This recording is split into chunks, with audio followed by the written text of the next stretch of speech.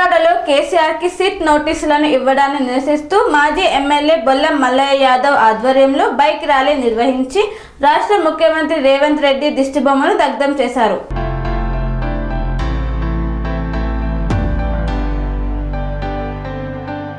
కేసీఆర్కి సీట్ నోటీసులు అందజేయడాన్ని నిరసిస్తూ ప్రభుత్వ వైఖరిని ఖండిస్తూ బీఆర్ఎస్ పార్టీ రాష్ట్ర వర్కింగ్ ప్రెసిడెంట్ కేటీఆర్ పిలుపు మేరకు కోదాడలో మాజీ శాసనసభ్యులు బొల్లం మల్లయ్య యాదవ్ ఆధ్వర్యంలో భారీ బైక్ ర్యాలీ నిర్వహించి రాష్ట్ర ముఖ్యమంత్రి రేవంత్ రెడ్డి దిష్టిబొమ్మను దగ్ధం చేశారు.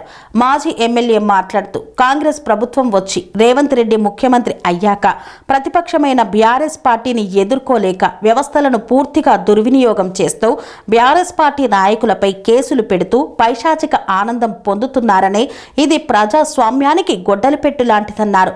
తెలంగాణ రాష్ట్ర సాధకుడు, తెలంగాణ రాష్ట్ర తొలి ముఖ్యమంత్రి కేసీఆర్ని వ్యక్తిగతంగా అగౌరవపరచడమే ఏకైక లక్ష్యంగా చేసుకొని రాష్ట్ర ప్రభుత్వం అధికారాన్ని దుర్వినియోగం చేస్తూ చట్టాలను సైతం లెక్క చేయకుండా న్యాయ వ్యవస్థను కించపరుస్తూ సీట్ నోటీసుల పేరుతో దుర్మార్గంగా వ్యవహరిస్తోందన్నారు.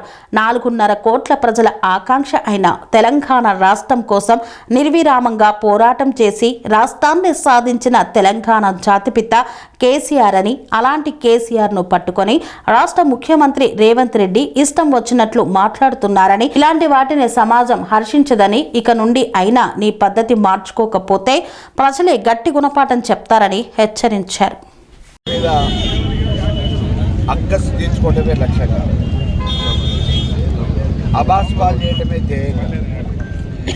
ఇవాళ రేవంత్ రెడ్డి రాజ్యం ప్రభుత్వం పనిచేస్తారు.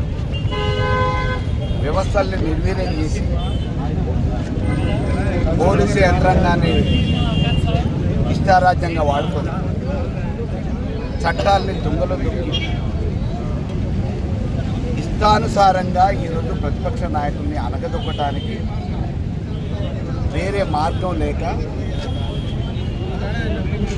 ప్రతిపక్షంగా మమ్మల్ని ఎదుర్కోలేక సిద్ధాంతపరంగా పోరాటం చేయలేక అక్రమ కేసులతోనే వేధిద్దామని చెప్పేసి పైశాచిక ఆనందం పొందాలనుకుంటున్నారు. ఇది ప్రజాస్వామ్యానికి మంచిది కాదు, గొడ్డలి పెట్టు లాంటిది. ఆనాడు దేశానికి స్వాతంత్రం కోసం పోరాడిన పార్టీగా గాంధీవాదులుగా మీరు ఎట్లయితే చెప్పుకుంటున్నారో, ఈరోజు తెలంగాణని సాధించిన నాయకుడుగా ఈ తెలంగాణ రాష్ట్రానికి ముమ్మాటికి జాతిపిత కేసీఆర్.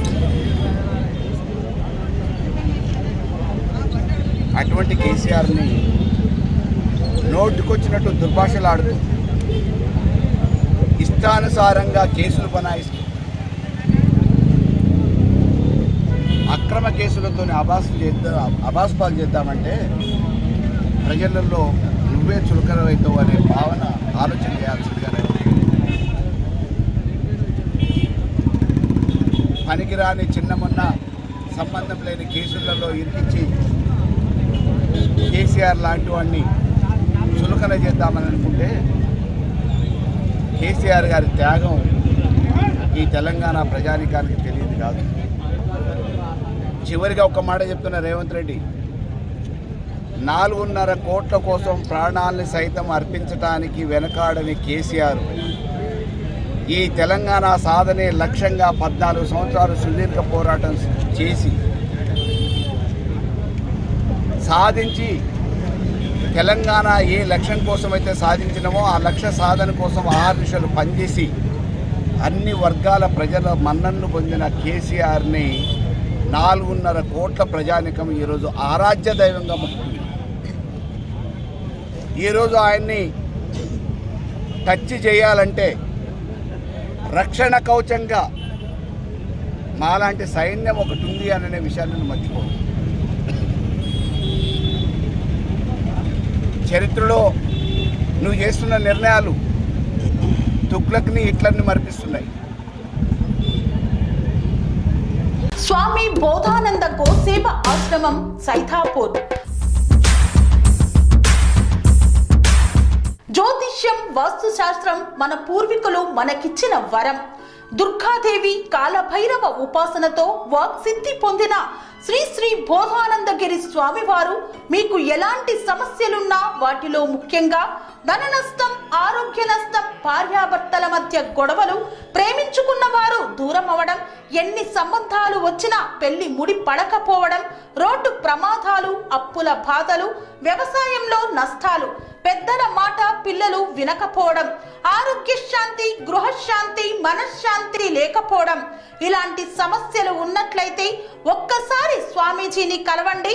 మీ సమస్యలకు తగిన పరిష్కారాన్ని పొందండి. అంతేకాక అన్ని రకాల వ్యాధులకు గోపంచకవ్య మరియు మూలికా వైద్యం చేయబడును. నమ్మకంతో రండి, ఆయురారోగ్యాలతో వర్ధిల్లండి. మా అడ్రస్ స్వామి బోధానంద గోసేవ ఆశ్రమం, సైదాపూర్, వీరభద్రస్వామి గుడి దగ్గర, యాదగిరిగుట్ట. సంప్రదించవలసిన నెంబర్ 9849213754 మరియు 961803